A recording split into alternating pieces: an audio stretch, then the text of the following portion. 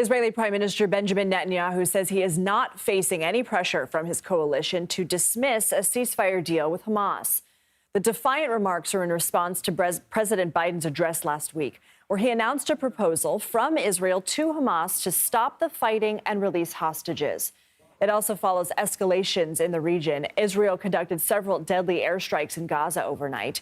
And in Syria, state media is reporting that Israeli airstrikes killed several people in the north near the city of Aleppo. Israel has not acknowledged the strikes.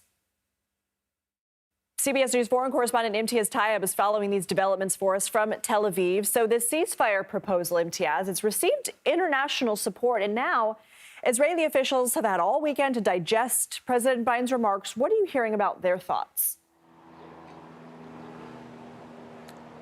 Yeah, hey, Lindsay. Well, if you're here in Tel Aviv on Saturday, you would have seen 120,000 Israelis take to the streets in central Tel Aviv to demand their Prime Minister, Benjamin Netanyahu, take the deal. Now, this is a deal that, as we know, President Biden just a day before, on Friday, outlined as an Israeli proposal.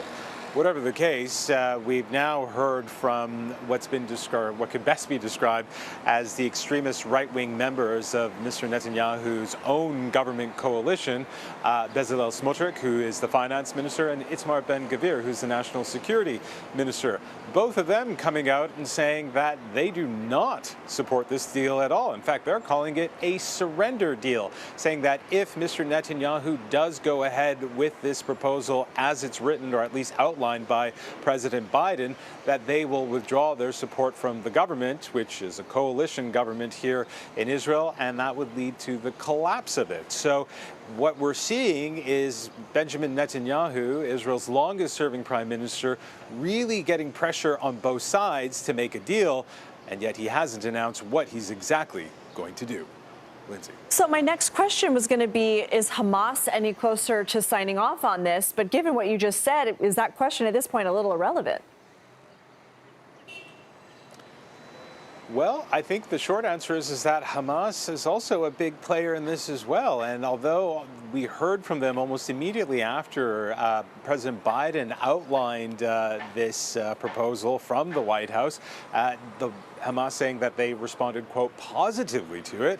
We've now heard from Hamas again saying that while they support the proposal outlined by the president, they have yet to see anything from Israel which is comparable to that. And the real sticking point here is the word lasting ceasefire. That has never been in any proposal that Israel has at least even given the hint that they would support. Israel has always maintained that if there was some sort of deal with Hamas that would see the release of the hostages, they would offer a pause in the fighting, but they would then resume the fighting as soon as that deal was completed, for lack of a better phrase. And so Hamas saying that, hey, we'll support what President Biden outlined, but until we see Israel saying the same thing, we're not supporting this either.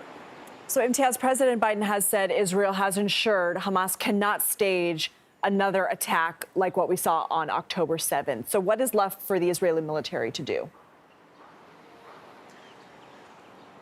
Well, the Israeli military has made it very clear that they are in Rafah to dismantle the last 4 battalions of Hamas there. And as we've been seeing over the last nearly 9 months, Gaza has been in ruins. But what we've also seen, Lindsay, is Hamas still has military capability in Gaza. Okay. Imtiaz Tyab, thank you.